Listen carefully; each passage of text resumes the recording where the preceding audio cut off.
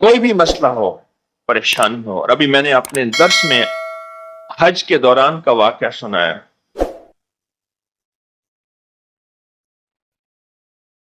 کہنے لگے کہ میں سن 2000 میں آپ سے ملنے آیا، بہت مسائل، مشکلات، پریشانیوں اور دکھوں میں تھا، آپ سے ملنے آئے اور میں نے آپ کو اپنے مسائل کے بارے میں عرض کیا تو آپ نے فرمایا تھا کہ 2 رکعت نماز نفل پڑھ، جس کی سورت فاتحہ کے بعد 21 بار سورت اخلاص پڑھ، سورت فاتحہ اور سورت قل هو اللہ 21 بار پڑھ۔ اس طرح 2 رکعت نماز نفل پڑھ، اور اس کا ثواب حضور کے وسیلے سے، حضور صلی اللہ تعالی علیہ وسلم کے وسیلے سے سیدہ فاطمہ رضی اللہ تعالیٰ عنہ کی روح کو ہدیہ کر اور ان سے عرض کریں کہ اپنے والد صاحب کی خدمت میں، حضور کی بارگاہ میں میرا یہ مسئلہ، میری یہ الجھن، میری یہ مشکل، میری یہ تکلیف پیش کریں، آپ کی بارگاہ میں عرض کر دیں، یہ تکلیف پیش کریں، اور ان سے عرض کریں کہ اللہ کی بارگاہ میں میرا یہ مسئلہ منوا دیں۔ اس کی دلیل یہ ہے، جسے آپ غور سے سنیں اور سمجھیں گے، کہ صحابہ کرام رضوان اللہ تعالی علیہم اجمعین کو جب کوئی مسئلہ پیش آتا تھا، جب کوئی مشکل پیش آتی تھی اور جب کوئی تکلیف پیش آتی تھی، تو صحابہ کرام فوراً سیدہ فاطمہ کی بارگاہ میں پیغام بھیجتے تھے، اور اللہ کے حبیب کی بارگاہ میں کوئی چیز منوانی ہوتی تھی تو ان کے ذریعے منوا لیتے تھے۔ اور یہ یاد رکھنا، آج صدیوں کے بعد از وصال بھی کوئی چیز اللہ کے خزانوں سے منوانی ہے تو یہ نسخہ لاجواب ہے اور آزمودہ ہے، یہ نسخہ لاجواب ہے، آزمودہ ہے۔ مجھے ایک صاحب کہنے لگے کوئی ایسا عمل بتائیں، کوئی ایسا عمل بتائیں کہ میں چاہتا ہوں میری 7 نسلوں میں رزق ختم نہ ہو، جو مہنگائی اور حالات اور پریشانیاں میں دیکھ رہا ہوں، کوئی ہے عمل؟ میں کہا بالکل ہے، اور میں نے اس سے کہا کہ یہ میرے پردادا کے پردادا کا عمل ہے، ان کا یہ عمل ہے، میرے پردادا کے پردادا کا عمل، جو ہماری خاندانی یادداشتوں میں یہ لکھا ہوا ہے، اور فرمایا اگر یہ کوئی بندہ کر لے، اللہ نسلوں کا رزق اللہ سے منوا لے۔ اور میں نے اس سے کہا خیال کرنا، رزق کے روحانی ساتھ منوانا، رزق کے روحانی ساتھ منوانا، ورنہ دولت، مال، چیزیں مل جائے گی، جس کے بارے میں کہا جاتا ہے کہ بعض بندے ایسے ہوتے ہیں اللہ پاک ان سے لقمے نہیں چھینتا، سجدے چھین لیتا ہے، اللہ ان سے لقمے نہیں چھینتا۔ کیوں؟ رزق جسمانی دوسرے لفظوں میں مل رہا ہے، اور رزق روحانی اللہ چھین لیتا ہے۔ یہ جو آج آپ بیٹھے ہیں تسبیح خانے میں اور میں بیٹھا ہوں، یہ ہم روحانی دسترخوان پہ بیٹھے ہیں، یہ بہت بڑا دسترخوان لگا ہوا ہے، یہ دسترخوان ہے۔ سنا ہے در یار پہ بڑی دھوم ہے، سنا ہے در یار پہ بڑی دھوم ہے، وہاں عاشقوں کا ہجوم ہے۔ یہ روحانی دسترخوان ہے، میں بھی خود محتاج ہوں، یہ روحانی دسترخوان ہے۔ تو میں نے اس سے عرض کیا کہ ایک دسترخوان نہیں مانگنا، دونوں مانگنا، رزق روحانی بھی، رزق جسمانی تو اس کو ملتا، اس کو بھی ملتا ہے جس کو کلمہ نصیب نہیں ہوا، رزق جسمانی تو اس کو ہی ملتا ہے جس کو کملی والی کی غلامی نصیب نہیں ہوئی، رزق جسمانی تو اس کو ہی ملتا ہے جس کے ماتھے پہ شقاوت لکھی ہے، رزق جسمانی تو اس کو ملتا ہے جو اللہ کا نافرمان ہے، رزق جسمانی تو اس کو ملتا ہے جو اللہ کے وجود کا انکار کرتا ہے، رزق جسمانی تو اس کو ہی ملتا ہے جو آخرت اور قبر کا انکار کرتا ہے، رزق جسمانی تو اس کو ملتا ہے جو جنات اور برزخ کا انکار کرتا ہے، رزق جسمانی تو اس کو ملتا ہے جو خود کملی والی کی نبوت کا انکار کرتا ہے، وہ تو بے بہا لوگ ہیں، ان کو ملتا ہے۔ پر تجھے بھی صرف رزق جسمانی ملا اور اللہ سے یہ منوا لیا، نہ یہ نہ منوانا، اللہ سے کہنا ہے اللہ رزق روحانی بھی دے اور رزق جسمانی بھی دے، 2 رزق کٹھے عطا فرما۔ کون سا رزق؟ اور اس کے جسمانی بھی دے. کہیں ایسا نہ ہو کہ میری نسلوں میں صرف مال دولت اور چیزیں ہوں اور تیرا نام اور تیرے حبیب کا نام نہ ہو, تیرا نام اور تیرے کملی والے کا نام نہ ہو, تیرا نام اور تیرے دوستوں کا نام نہ ہو, تیرا نام اور تیری آل و اصحاب کا نام نہ ہو. کہیں ایسا نہ ہو میں محروم ہو جاؤں. مجھے آل اور محمد اور آل محمد اور اصحاب محمد کی نسبتیں یہ بھی ساتھ عطا کیے رکھ. تو میں نے اس سے کہا کہ 2 چیزیں مانگنا.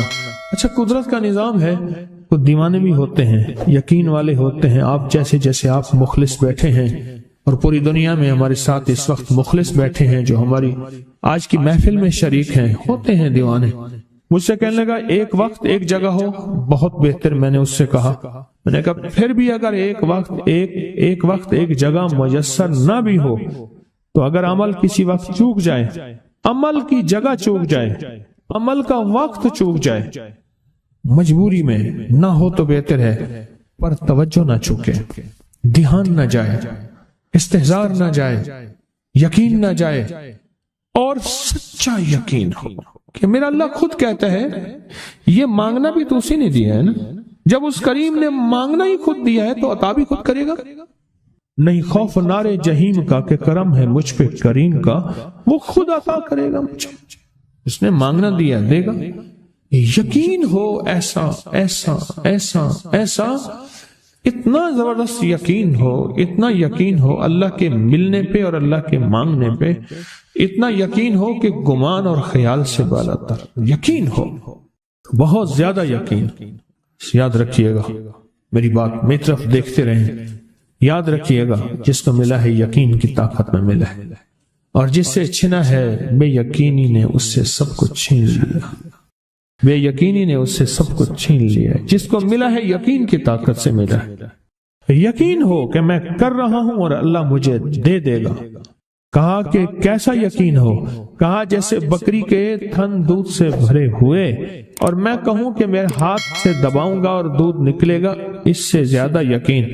اور کہا کس سے زیادہ یقین, کہا کہ ایک بڑا نوٹ ہو اور بڑا نوٹ کے اندر جو ہے ایک آنے کی چیز آنی ہے, تو میں کہوں گا اس سے تو اس کی نوٹ کے اندر تو ہزاروں آنے ہیں, اور میں ایک آنے کی چیز, ایک ٹکے کی چیز لوں گا اور میرا کام بن جائے گا. اس سے زیادہ یقین ہو, اور اس سے کہیں زیادہ یقین ہو کہ سخت پیاس ہے اور میں پانی کو دیکھوں, اور پانی کو دیکھتے ہی مجھے یقین ہو کہ اس سخت پیاس میں میرا پیاس بجھ جائے گی, پیٹ بھر جائے گا.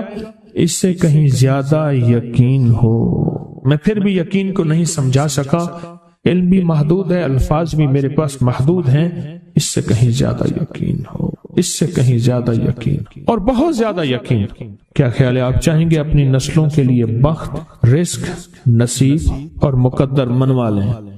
میں نے کہا روزانہ 40 منٹ بیٹھ, 40 منٹ صبح دوپہر شام, جو تیری تنہائی کا وقت ہو, کہ یا اللہ دنیا میں ایسی جگہ کوئی کہیں ہوتی, اکیلے بیٹھے رہتے یاد تیری دل نشیں ہوتی, اکیلے بیٹھے رہتے یاد تیری دل نشیں ہوتی. اور بس صرف ایک بار سورۃ فاتحہ پڑھا, اور اس کے بعد ایاک نعبد و ایاک نستعین کو دوہرا. میں نے اسے عرض کیا کہ بس اس کو وجدان سے پڑھو, ایسے پڑھ کے رونگٹے کھڑے ہو جائیں, آنسو بہنے لگ جائیں, دل کے اندر کا درد اور دل کا اندر کا غم اور اللہ کے سامنے حاضری, استحضار, اور یہ کیفیتیں تیری ہوں کہ بس اس کے علاوہ کوئی مجھے یاد نہ رہے. اس درد سے پڑھ 40 منٹ. 40 کے عدد کے ساتھ کائنات کے رازوں کا بڑا تعلق ہے.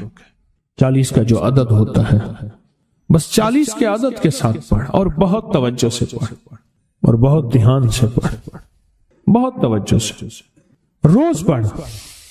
مجھ سے کہنے لگا کتنے دن پڑھوں, تو میں نے اس سے کہا مجھ سے یہ دن نہ پوچھ, تیرا دل خود بولے گا کہ فیصلے ہو گئے ہیں, بس ختم. دل خود بولے گا.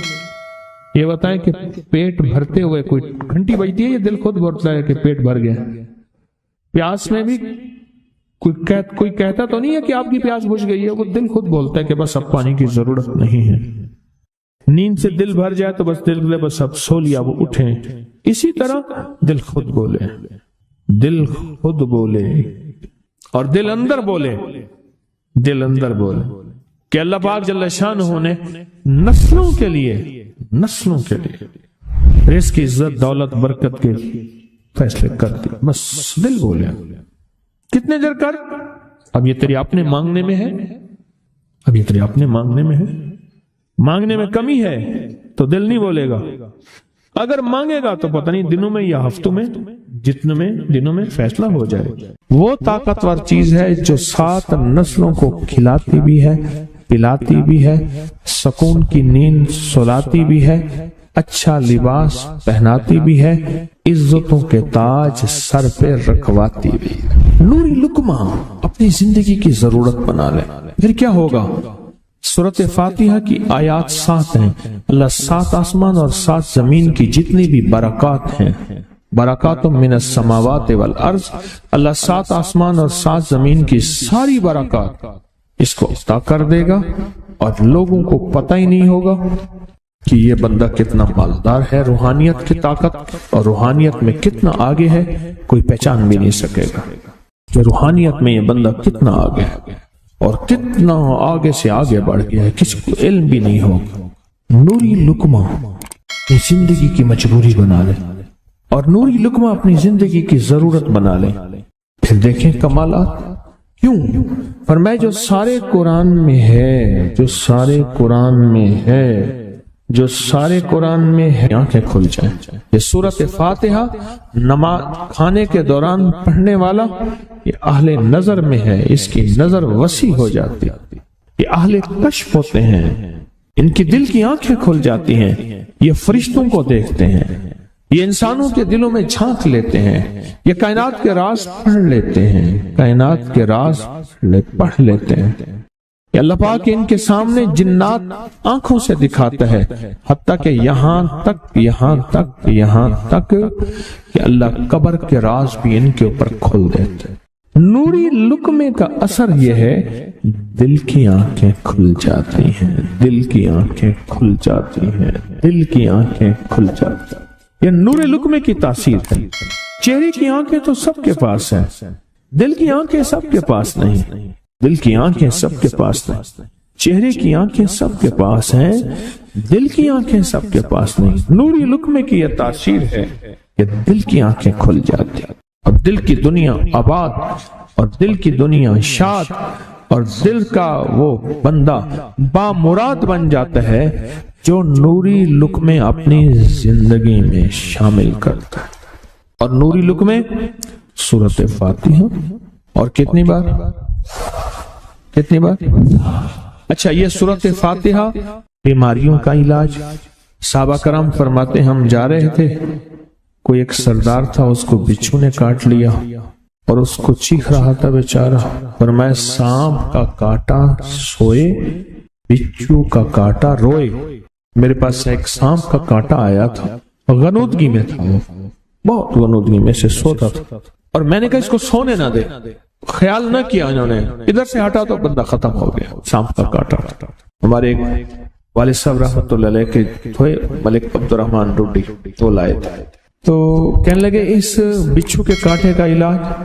صحابہ کرام نے 7 بار سورۃ فاتحہ پڑھ کے اس پہ دم کر اور وہ ٹھیک ہو گیا. اور میں جب سورۃ فاتحہ عرشوں سے زمین پہ آئی، نازل ہوئی، ایک گونج اٹھی، ایک آواز آئی، اور میں اللہ سے آج وہ چیز زمانے پہ زمین پہ نازل کی ہے جو اس سے پہلے کبھی آئی نہیں تھی اور جو اس کے بعد کبھی آئے گی نہیں. اس سے پہلے کبھی آئی نہیں تھی، اس کے بعد کبھی آئے گی. اور جب سورۃ فاتحہ نازل ہوئی، شیطان رویا، پیٹا، اپنا سر پہ راکھ ڈالی اور اتنا شور کیا کہ کاش کہ یہ سورۃ فاتحہ آئی ہے، اور اگر آئی ہے تو واپس چلی جائے، اگر واپس نہیں گئی تو کسی کی زبان پہ نہ جائے، یعنی کوئی اس کو پڑھ نہ سکے، اگر پڑھے تو اس کا یقین نہ ملے.